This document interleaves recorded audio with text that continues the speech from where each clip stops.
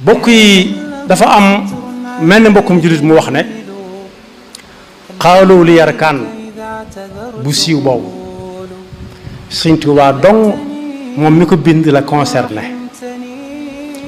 moom képp la concerné lu concerné ñun rek mooy boo ko déggee yoonu keneen nekku ca muy déggin wu gàtt wu suufe. bu ñu dikkee nag ci yenn argument yi nga xam ne ñenn ñi ngi ko utiliser ñaari ban ñett koo xam ne xaalul leer ka leew salatin donc loolu waxi Serigne Touba la concerné parce que booba dinaa dikk ci histoire bi tuuti parce que dama bëgg nit ñi xam ndax am na ñu leen di réeral. kon ku ko néewal solo ñàkkal ko solo lool ba ne sëñ bi képp ca moom lay am ndax bëgg layal ak duggam ci politique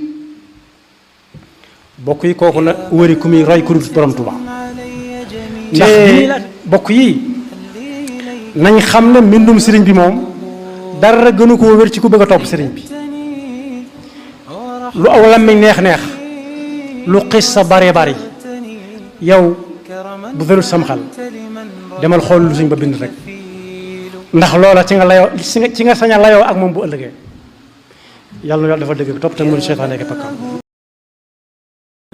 dal leen ak jàmm ci seen chaîne bii di ANR TV ngir mënti am suñuy vidéo fu ngeen mënti nekk dangay abonné te bës cloche de notification bi ngir am suñu yeneeni vidéo yu ñëwagul jërë ngeen jëf.